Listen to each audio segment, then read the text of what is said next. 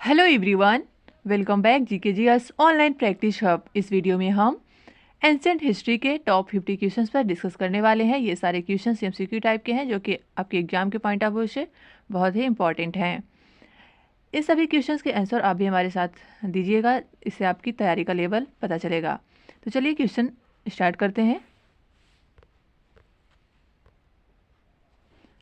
आज के सेशन का पहला क्वेश्चन है, पश्चिमोत्तर भारत के किस नदी घाटी क्षेत्र में पूरा पाषाण के साक्ष्य प्राप्त हुए हैं? इसके ऑप्शंस हैं A Sindhu, B Jhelam, C Ravi, D Sohan. Right answer option D, Sohan नदी घाटी में सर्वप्रथम पश्चिमोत्तर भारत में पूरा पाषाण काल के साक्ष्य प्राप्त हुए हैं। सोहन नदी में कुछ पाषाण उपकरण प्राप्त हुए थे, इसीलिए पूरा पाषाण के इस काल को सोहन संस्कृति के नाम से भी जाना जाता है। चलते हैं अगले क्वेश्चन पर। अगला क्वेश्चन है, ज्ञानी मानव यानी होमो सैपियंस का आविर्भाव इस धरती पर कब हुआ? राइट विकल्प हो जाएगा ऑप्शन सी, 30 से 40 हजार वर्ष पूर्व ज्ञानी मानव यानी होमो सैपियंस का धरती पर उद्भव हुआ था। चलते हैं अगले क्वेश्चन पर।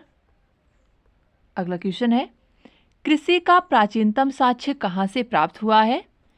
तो आपको बता दें कि कृषि का सर्वप्रथम जो साक्ष्य प्राप्त हुआ है वह मेहरगढ़, ये मेहरगढ़ वर्तमान में पाकिस्तान में स्थित है। चलते हैं नेक्स्ट क्वेश्चन पर। मनुष्य ने सर्वप्रथम किस धातु का प्रयोग प्रारंभ किया था? तो मनुष्य ने जो सर्वप्रथम धातु का प्रयोग किया था वह था तांबा, ऑप्शन बी सही है।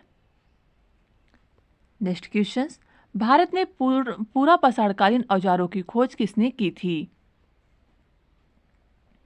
सही विकल्प option C, Robert Bruce Foote ने सर्वप्रथम भारत में पूरा पाषाणकालीन औजारों की खोज की थी। राइट विकल्प option C, Robert Bruce Foote. Next question, प्राचीनतम आहत सिक्के को साहित्य में क्या कहा जाता है? प्राचीनतम आहत सिक्के को करसापड़ कहा जाता था। आहत सिक्के को पंचमार्क या करसापड़ के नाम से भी जाना जाता है। अगला क्वेश्चन, स्वतंत्रता प्राप्ति के बाद भारत के किस राज्य में हड़प्पा संस्कृति के सर्वाधिक स्थल खोजे गए हैं?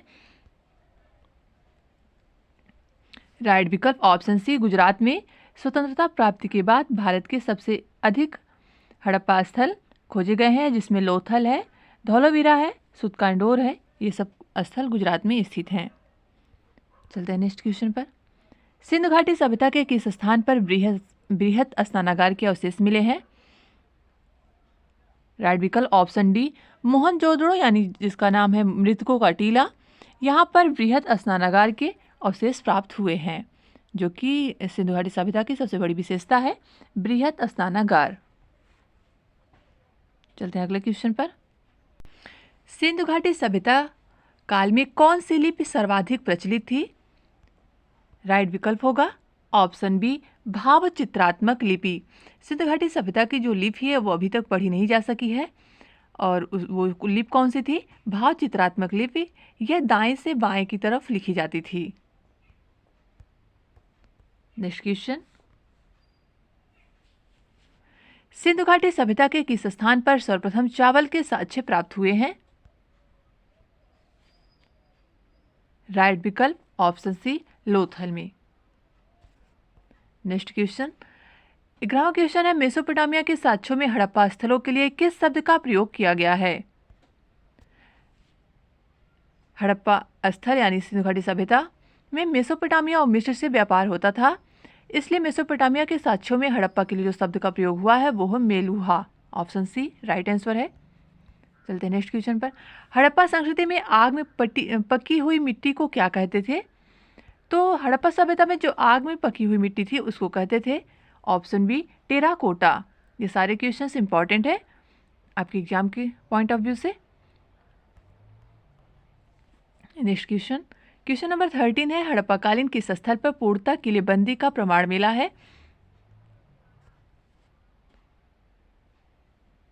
राइट विकल्प हो जाएगा ऑप्शन डी, कालीबंगा। कालीबंगा जो कि राजस्थान में है। कालीबंगा का अर्थ होता है काले रंग की चूड़ियाँ, और ये राजस्थान में स्थित है। घग्गर नदी के किनारे। चलते हैं नेक्स्ट क्वेश्चन पर। सर्वप्रथम किस ग्रंथ में भारत का प्राचीन नाम भारतवर्ष का उल्लेख मिलता है?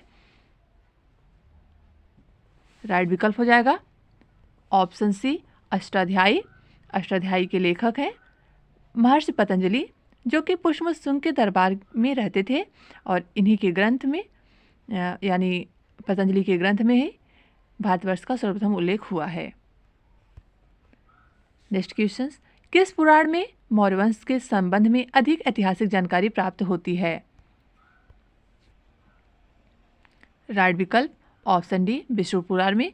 पुराणों की कुल संख्या 18 है, जिसमें सबसे प्राचीन पुराण मत्स्य पुराण है, याद रखिएगा। मत्स्य पुराण में आंध्र सातवाहन वंश की जानकारी, विष्णु पुराण में मौर्य वंश की जानकारी और वायु पुराण में गुप्त वंश की जानकारी हमें प्राप्त होती है। ये तीनों ही पूछे जाते हैं, ये आपके लिए बहुत ही इंपॉर्टेंट है। तीनों मत्स्य पुराण, वायु पुराण और विष्णु पुराण। विष्णु पुराण में मौर्य वंश की जानकारी प्राप्त होती है, वायु में गुप्त वंश की और मत्स्य में आंध्र सातवाहन की। मत्स्य पुराण सबसे प्राचीनतम पुराण है। चलते हैं अगले क्वेश्चन पर। अगला क्वेश्चन है, ऋग्वेदिक काल में अधिकारियों के समूह को क्या कहा जाता था? राइट विकल्प हो जाएगा ऑप्शन सी रत्नीन। ऋग्वैदिक काल में अधिकारियों के समूह को रत्नीन कहा जाता था। नेक्स्ट क्वेश्चन, राजा को सलाह देने वाली प्रमुख संस्था क्या कहलाती थी? राइट विकल्प ऑप्शन सी सभा एवं समिति। ये प्रजापति की 2 पुत्रियां थी, जिसका वर्णन अथर्ववेद में सर्वप्रथम हुआ है। और जो राजा को सलाह देने वाली संस्था के रूप में जानी जाती थी। नेक्स्ट क्वेश्चन, ऋग्वैदिक काल में पशुचारण योग भूमि को क्या कहा जाता था? राइट विकल्प हो जाएगा ऑप्शन सी खिल्य। ऋग्वैदिक काल में जो पशुचारण यानी पशु की चरने योग्य भूमि थी, उसको खिल के नाम से जाना जाता था। नेक्स्ट क्वेश्चन, ऋग्वेद के किस मंडल में 10 राज युद्ध का उल्लेख मिलता है? राइट विकल्प हो जाएगा ऑप्शन डी 10वें मंडल में।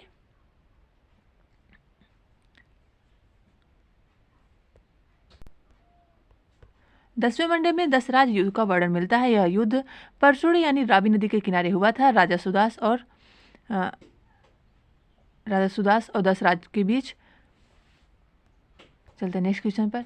सत्यमेव जयते किस उपनिषद से लिया गया है? तो राइट आंसर हो जाएगा ऑप्शन डी मुंडको उपनिषद से सत्यमेव जयते वर्ड लिया गया है। उत्तरवैदिक काल में लोहे की साक्ष्यों का उल्लेख सर्वप्रथम कहाँ से प्राप्त होता है?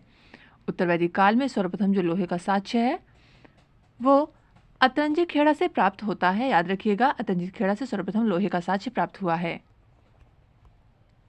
बौद्ध ग्रंथ त्रिपिटक के किस भाग में बुद्ध के धर्मोपदेशों का उल्लेख मिलता है? तो राइट विकल्प हो जाएगा ऑप्शन ए सुत्त पिटक में बौद्ध धर्म के उपदेशों का वर्णन मिलता है। चलते हैं अगले क्वेश्चन पर।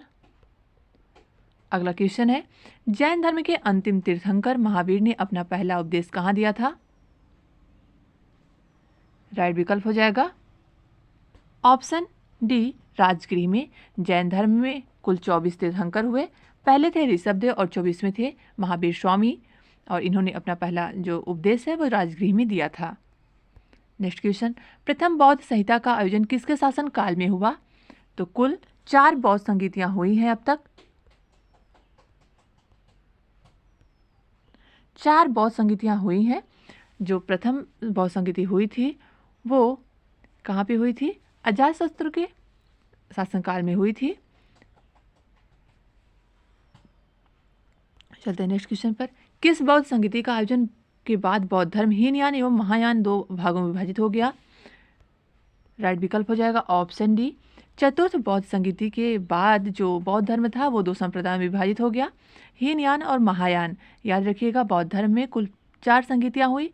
पहली अजातशत्रु के शासनकाल में, दूसरी कालाशोक, तीसरी अशोक और चौथी कनिष्क। और कनिष्क के शासनकाल में बौद्ध धर्म 2 संप्रदायों में विभाजित हो गया। चलते हैं अगले क्वेश्चन पर। लिंगायत किस संप्रदाय का अंग माना जाता है? तो लिंगायत ऑप्शन डी शैव संप्रदाय का अंग माना जाता है। धर्मनिरपेक्ष साहित्य राजतरंगिणी की रचना किसने की थी? सही ऑप्शन हो जाएगा ऑप्शन सी कल्हड़। कल्हड़ कश्मीर के राजा जयसिंह द्वितीय के दरबार में रहते थे और इन्होंने राजतरंगिणी की रचना की है जो कि संस्कृत भाषा में है और यह महाभारत शैली के आधार पर की गई है। नेक्स्ट क्वेश्चन, पुराणों में मगध साम्राज्य के शासक को सर्वछत्रांतक क्षत्रियों का नाश करने वाला कहा गया है। तो पुराणों में क्षत्रियों को नाश करने वाला किसे कहा गया है? Right answer option C Mahapadma Nanda, जो कि नंद वंश के संस्थापक थे और सबसे प्रतापी शासक भी थे। नेक्स्ट क्वेश्चन, मौर्य साम्राज्य के राजा जिन्होंने 322 ईस्वी पूर्व में पंजाब से यूनानियों और गंगा के मैदान से नंदों को हटा दिया। राइट विकल्प होगा ऑप्शन ए चंद्रगुप्त मौर्य, जो कि मौर्य वंश का प्रथम शासक था। इसने पंजाब से यूनानियों और गंगा के मैदान से नंदों को हटा दिया। चंद्रगुप्त मौर्य ने ही नंद शासक धनानंद का उन्मूलन किया था और चंद्रगुप्त मौर्य के जो प्रधानमंत्री थे और गुरु वो कौटिल्य थे। अगला क्वेश्चन, सिकंदर के आक्रमण के समय मगध साम्राज्य का शासक कौन था? Right answer option B Ghananand. Sikandar ने जब भारत पर आक्रमण किया था उस समय मगध साम्राज्य का शासक धनानंद था, लेकिन सिकंदर का धनानंद से कोई भी युद्ध का वर्णन नहीं मिला है, यानी उसका सिकंदर का घनानंद के साथ युद्ध नहीं हुआ है। किस अभिलेख में सर्वप्रथम सती प्रथा का होने का उल्लेख प्राप्त होता है? तो राइट विकल्प हो जाएगा ऑप्शन डी एरड़ अभिलेख, जो कि गुप्त वंशों का है। गुप्त वंश के शासक भानुगुप्त का यह अभिलेख है जिसमें सर्वप्रथम सती होने का उल्लेख प्राप्त होता है। नेक्स्ट क्वेश्चन, मेगास्थनीज किसके शासनकाल में भारत आया था? तो मेगास्थनीज जिसने इंडिका नामक ग्रंथ की रचना की है वह किसके शासनकाल में आया था? राइट विकल्प ऑप्शन ए चंद्रगुप्त मौर्य के शासनकाल में आया था। यह एक यूनानी राजदूत था। चलते हैं अगले क्वेश्चन पर। अगला क्वेश्चन है, अशोक के अभिलेख में किन लिपियों में उत्कीर्ण है? अशोक का अभिलेख किस लिपि में लिखा गया है? राइट विकल्प ऑप्शन डी ये सभी। अशोक के जो अभिलेख हैं वो ब्राह्मी, खरोष्टी, अरामाइक और ग्रीक सभी लिपियों में लिखे गए हैं, लेकिन जो सर्वाधिक अभिलेख लिखे गए हैं वो ब्राह्मी लिपि में लिखे गए हैं और वैसे तो सभी लिपियां का यूज हुआ है। चलते हैं नेक्स्ट क्वेश्चन पर। मौर्य प्रशासन में शीर्ष अधिकारियों को क्या कहा जाता था? मौर्य प्रशासन में जो शीर्ष अधिकारी रहते थे उनको तीर्थ कहा जाता था। ऑप्शन ए राइट है। नेक्स्ट क्वेश्चन, कलिंग युद्ध के बाद अशोक ने किस बौद्ध भिक्षु से बौद्ध धर्म की दीक्षा ली थी? राइट विकल्प ऑप्शन डी कलिंग युद्ध, जो कि 261 के समथिंग हुआ था। वहाँ के बाद अशोक का हृदय परिवर्तन हो गया, उन्होंने बौद्ध भिक्षु से बौद्ध धर्म की शिक्षा ली, वो थे उपगुप्त। चलते हैं अगले क्वेश्चन पर। अगला क्वेश्चन है, शासन के कितने वर्ष बाद अशोक ने बोध गया की यात्रा की थी? तो राइट विकल्प हो जाएगा ऑप्शन डी 15वें वर्ष के शासनकाल में अशोक ने बोध गया की यात्रा की थी। नेक्स्ट क्वेश्चन, मौर्य शासनकाल के दौरान भू राजस्व की दर निर्धारित की गई थी? Right option D 1/8। राजकीय टकसाल के अधिकारी को क्या कहा जाता था?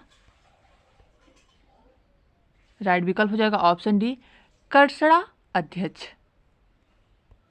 सुदर्शन झील का जीर्णोद्धार किस शासक ने करवाया था?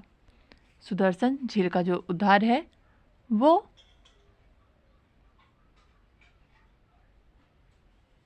रुद्रदामन ने करवाया था। Option B is right answer. Next question, Gandhara एवं मथुरा शैली का विकास किसके शासनकाल में सर्वाधिक हुआ? तो गांधार और मथुरा शैली का विकास कनिष्क के शासनकाल में सर्वाधिक हुआ था। कनिष्क जो कि कुषाण वंश के महानतम शासक थे, जिसके शासनकाल में चतुर्थ बौद्ध संगीति का आयोजन हुआ था। कनिष्क बौद्ध धर्म के अनुयायी थे। नेक्स्ट क्वेश्चन, दक्षिण के चेर वंश का प्रतीक क्या था? तो दक्षिण के जो चेर वंश का प्रतीक है वो है ऑप्शन सी धनुष। याद रखिएगा, मछली पांड्य साम्राज्य का प्रतीक चिन्ह था धनुष चेर वंश का। चलते हैं अगले क्वेश्चन पर। नेक्स्ट क्वेश्चन है, प्राचीन चोल वंश के संस्थापक किसे कहा जाता था? तो चोल वंश के संस्थापक जो हैं वे हैं option A Karikala, next question, किस पांड्य शासक ने रोमन सम्राट अगस्ट के दरबार में अपना दूत भेजा था? राइट विकल्प ऑप्शन बी नेड्डो जेलियन ने रोमन साम्राज्य के दरबार में अपना दूत भेजा था। नेक्स्ट क्वेश्चन, पांड राजवंश की राजधानी कहाँ थी? तो पांड राजवंश की जो राजधानी थी वो थी मदुरै। ऑप्शन सी राइट होगा। नेक्स्ट क्वेश्चन, चीनी लेखक फाहियान ने किसके शासनकाल में भारत की यात्रा की थी? चीनी लेखक फाहियान ने चंद्रगुप्त द्वितीय के शासनकाल में भारत की यात्रा की थी। किस गुप्त शासक को भारत का नेपोलियन कहा जाता है? तो वो शासक हैं समुद्रगुप्त, जो कि गुप्त वंश के शासक थे। उनको भारत के नेपोलियन के नाम से भी जाना जाता है। नेक्स्ट क्वेश्चन, किस गुप्त शासक ने गुप्त साम्राज्य की राजधानी पाटलिपुत्र से उज्जैनी बनाई? राइट विकल्प ऑप्शन बी चंद्रगुप्त द्वितीय। इलाहाबाद स्थित प्रयाग प्रशस्त लेखक की रचना किसने की थी? राइट विकल्प हो जाएगा ऑप्शन सी हरिशेन, जो कि समुद्रगुप्त के दरबार में रहते थे, यानी समुद्रगुप्त के दरबार में एक कवि थे। इन्होंने प्रयाग प्रशस्त के लेख मतलब अभिलेख की रचना की है।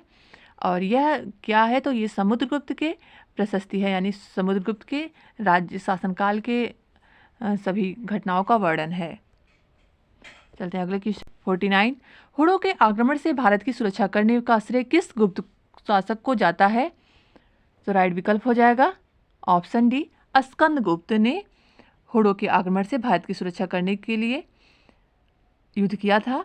और यह जो वर्णन है वो स्कंदगुप्त के अवध्याभिलेख में है। नेक्स्ट क्वेश्चन, सूर्य सिद्धांत नामक ग्रंथ की रचना किसने की? तो सूर्य सिद्धांत नामक ग्रंथ की जो रचना है वो की है आर्यभट्ट ने। आर्यभट्ट गुप्त वंश के शासनकाल में रहते थे। क्वेश्चन नंबर 51, निम्नलिखित में से कौन एक स्थापत्य कला गुप्त काल में निर्मित नहीं है? तो गुप्त काल, जो कि स्वर्णकाल भी कहा जाता है स्थापत्य की दृष्टि से, इसमें तिगवा का विष्णु मंदिर, दशावतार मंदिर देवगढ़, जो कि उत्तर प्रदेश ललितपुर में है, बाघ एवं अजंता गुफा चित्रकला। ऑप्शन सी राइट होगा। खजुराहो का मंदिर ये चंदेलों द्वारा निर्मित है, जो कि गुप्त शासनकाल की स्थापत्य का विशेषता नहीं है। चलते नेक्स्ट क्वेश्चन, गुप्त काल के किस अभिलेख में सती प्रथा का उल्लेख मिलता है? तो राइट आंसर हो जाएगा ऑप्शन डी एरड़ अभिलेख, जो कि भानुगुप्त का है। इसमें सर्वप्रथम सती प्रथा का उल्लेख मिलता है। नेक्स्ट क्वेश्चन, हर्षवर्धन ने किस शासक को पराजित कर कन्नौज पर अधिकार कर लिया? तो राइट आंसर होगा हर्षवर्धन ने कन्नौज के शासक शशांक को पराजित कर पुंडरीक यानी पश्चिम बंगाल पर अधिकार कर लिया था। और कन्नौज भी उस समय उसके अंडर में था। चलते नेक्स्ट क्वेश्चन पर, कश्मीर के मार्तंड सूर्य मंदिर का निर्माण किसने करवाया था? तो right answer option B Lalitaditya Muktapida ने, जो कि चेदी वंश का शासक था। इसका एक प्रमुख अभिलेख है हाथी गुम्फा अभिलेख, जो ललितादित्य मुक्तापीड का है। और यह कश्मीर में मार्तंड सूर्य मंदिर का निर्माण करवाया था। अंतिम और लास्ट क्वेश्चन आज के वीडियो का, महाबलीपुरम स्थित एकाश्व मंदिर यानी रथ मंदिर का निर्माण किसने करवाया था? राइट आंसर हो जाएगा ऑप्शन बी नरसिंह वर्मन प्रथम, जो कि पल्लव शासक थे। इन्होंने महाबलीपुरम में स्थित एकाश्व मंदिर का निर्माण करवाया था। इस प्रकार हमारे कंप्लीट होते हैं पूरे 55 क्वेश्चंस आपको कैसे लगे कमेंट सेक्शन में लिखकर जरूर बताइए। यदि अभी तक आपने हमारा चैनल सब्सक्राइब नहीं किया है तो सब्सक्राइब कर लीजिए, ताकि हम आपको हिस्ट्री से रिलेटेड अन्य वीडियो भी उपलब्ध करवा सकें। चलिए मिलते हैं नेक्स्ट वीडियो में, तब तक के लिए बाय एंड टेक केयर।